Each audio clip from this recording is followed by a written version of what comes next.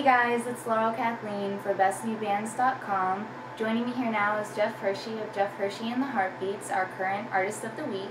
Jeff, thanks so much for being here today. Thanks for having me. Absolutely.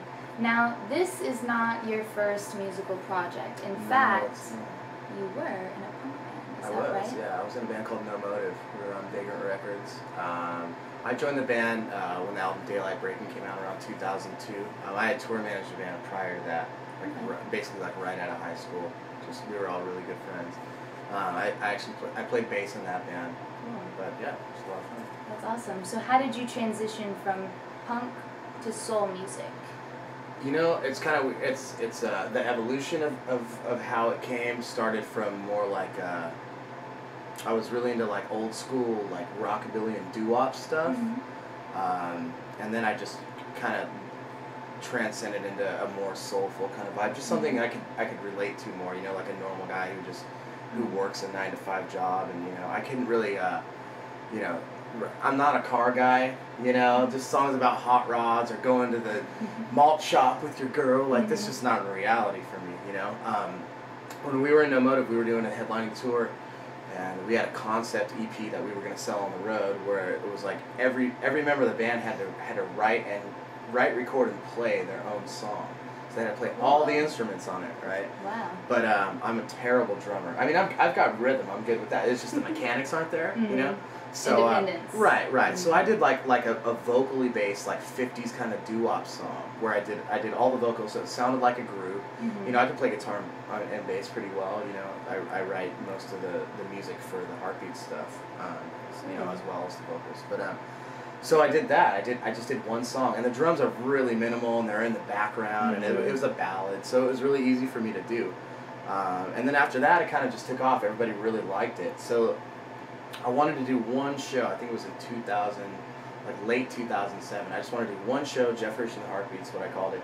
I actually went in and recorded another song, just like that. So I had two songs, so I put out a 45, you know, like an old 45 from vinyl. So I had a single with a B-side, and then I wanted to, you know, just release that at the show, do one show, get a bunch of guys together, like some professional musicians that can kind of handle this stuff.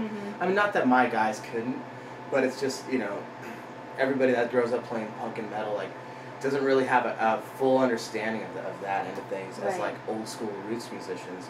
So I got these guys together, and it ended up being really great. And like the show was awesome, and it was kind of like, well, let's kind of keep rolling with this thing. But it was always a novelty, you know. It was never anything I wanted to take seriously, because I didn't really take myself seriously as a singer. You know, because I never sang in a band before. Really? Yeah, I never sang. Like in high school, I sang in like a metal band, but it was just screaming, and like I was terrible. And the stuff I tried to sing was horrible. Like, it was really bad. And I tried to take vocal lessons and everything, and nothing helped. So yeah. So I think it's just getting out and doing it really makes you become a better singer, you know. But yeah, I was never a singer, so I didn't want to do it, and I didn't think I was good enough to do it. So. Wow. So, who would you cite as your live performance idols or inspirations? Wow, that's crazy. See, I listen to so many different kinds of music, you know. I guess I mean specifically your stage performance, because you're so charismatic and so energetic. And does that come from being in a punk band? You know what? I think it does. I mean, we definitely have that element of us. I mean, we're definitely like, you know, we can bring it down anytime we want, you know, and that's the thing. It's like I had such a hard time because all I ever used to write in this style of music was ballads, and I thought, man, this is just so lame. Like, it's just so not, like, I'm not a lounge singer, you know. But definitely there's a hardcore punk rock backbone in the group, you know. Even like Sam, our bass player, he's played with Agent Orange for 12 years. He was in Fear. Tony, who played drums on the record, he was in Saccharine Trust, our old SST band. Obviously, you know, my background. But definitely, I mean, that's kind of the school of where we're coming from. And like punk rock and like you know, soul music in the 60s, it's kind of the same thing. I mean, it's based on the same principles, you know, but it's just honest music, you know. But as far as stage performance goes, you know, I think the main thing that I tell all my guys before we go on stage is like, we're here to work for the people coming to see us, Mm-hmm. and that's it. And we need to send that message to people. One, to have a good time, and two, not to take yourself so seriously, you know? But really, I mean, just putting everything into your music and really, like, channeling it and getting to the point where, you know, you remember when you wrote those songs and what those songs are about.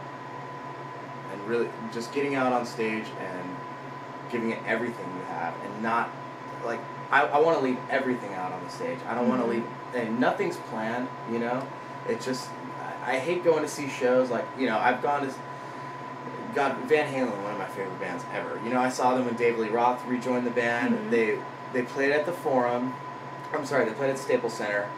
And Dave did this great speech about how he used to smoke weed at this guy Kenny's house, and they used to turn on the black light and like throw darts at this Pink Floyd poster. And then I saw them at the same venue 4 months later, and he gave the same exact speech. And it was just like, it took so much away from me from what it was, you know? That kind of stuff, I mean, I understand the professionalism of going out and doing it, and you want to give people the same show, but you just can't. Like, emotionally as a human, it's like every day is different in your life, you know?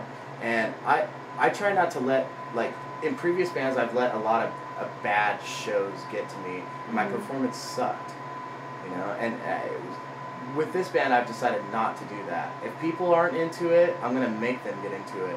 And if that still doesn't work, they're going to at least leave knowing who we are.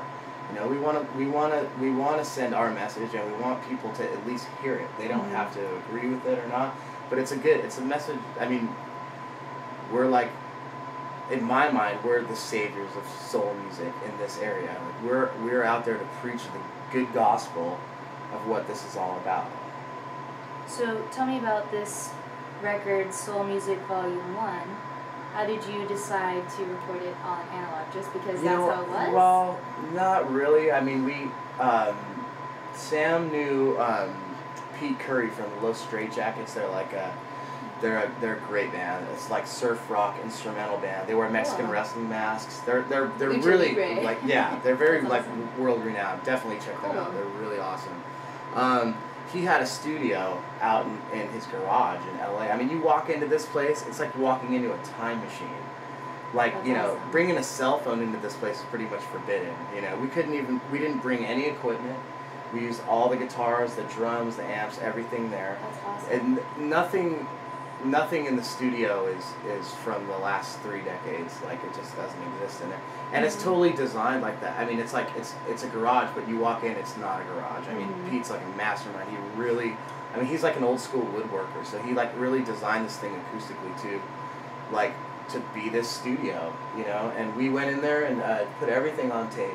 We used about 8 tracks on the record only. And, you know, most people now use like about 12 to 14 tracks just for drums. We recorded everything live. We didn't use headphones. So we're there in the room together. Just the energy's there, the raw feel. No click track, nothing like that. No automation on the mixing. So it's kind of like, you know, it's like when you're printing from tape to another tape and you're mixing, you're like, okay, this part, the guitars need to come up. And it's like, okay, so you need to be ready here. So when you hear that, it's like, you know, and then just you got another guy over here with his hand on the fader and on a knob. Like, it's kind of like playing an instrument in itself, just mixing the album, you know. Definitely an art So, form. I mean, digital technology is great, and there's a lot of great capabilities.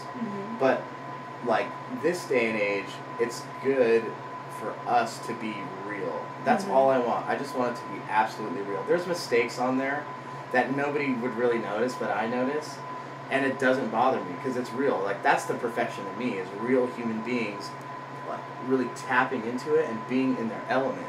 You know, when you go see a band live, that's exactly what it is. Yeah. Nowadays, you can hear a band on the radio, and you're like, wow, this massive sound, this band is great, and then, God, the singer's so great, and then you go see them live, and it's like, where's this band that you know, I bought this record. This is like a completely different thing. Feel you know? cheated a little bit. Right. Yeah. So that's, I mean, but I do understand, I do appreciate the art of making a huge sounding album. It's just not the right avenue for this band. So to really tap into the spirit of the music, it was right for us to go that route. And I would do it again. In a heartbeat, no pun intended. Pun very much. Yeah. So is there a Soul Music Volume 2 in the You know works? what? There's not. There's No? not. There's some songs going on for sure. The next thing we're probably going to do is we're going to do a punk rock covers EP. We're just going to do a 7-inch. Any specific songs in mind? Yeah, Fear I Love Living in the City. We're going to do that. We're going to do Misfits, Some Kind of Hate. There's probably going to be a Black Flag song on there. But I mean, we do that stuff live and it goes over really well, you know. Especially with our energy. You know? Oh, yeah. But I don't know. I mean, you know what's funny? It's like there was never a plan for a volume 1 and 2 either. This is not, there's no continuation to this. This is a finished product to me. But I really, it's kind of like, I just think with the way that the world is now, how everything is so accessible, I didn't want people to look at that record and go, what is this? Or like, what kind of music is this? Or is this some like rockabilly dude because it's some white guy on the, you know what I'm saying? It's yeah. Like, and that's what people think. And I wanted them to know right away, this is what the music is, you know? So yeah, there could be a volume 2, but I'll probably call it something else cool, like Getting Down or some shit like that. Yeah. Yeah. Well, that's cool. Yeah. Good to know. So what's next for you guys show-wise? Back in our hometown of Ventura, Bombay's is doing it's their annual beach party. But we do, they're basically like fencing off the parking lot on the side of the venue. We're playing outside at night. So that'll be pretty cool. The 20 Grand Club from Long Beach is coming, and also another band from LA called Don Juan y los Blancos. They're like a garage rock band. They're great. Awesome. Yeah. Sounds like a good mix. Yeah, it's really good. So we'll be doing that, and I'm just billing it as a soul dance party. That's it, you know. But the flyer is awesome. Yeah. Oh, did you see that? Yeah, cool. I saw it. Awesome. It was really great, cool. Great. Donnie, the guy from our label, Siren, did that. He's great. He did all the art for the record too. Yeah, I love the CD as well. It's really great. Yeah, it's kind of funny. This the vinyl will be coming out too. Oh, okay. Yeah, I mean it's kind of funny that it's on CD. I was just gonna say. It had to come out really fast, you know. People to consume it. And right. So. That's cool. So that show at Bombay's, that's on the 29th of July. Is that right? Yeah. Okay, so that's next Friday. Cool. Wow, that's next Friday. Yeah, it is. And can you buy tickets ahead of time? Or? It's, you know what? I'm not even sure if there's going to be a cover. That's even better. And if there is, it'll be like $5 or something. Okay. Yeah, so. Cool. Yeah. So if you're in the area, next Friday, July 29th, be sure to check out Jeff Hershey and the Heartbeats. For more information, visit jeffhersheyandtheheartbeats.com. That's it. That's right. I'm Laurel Kathleen, signing off for bestnewbands.com.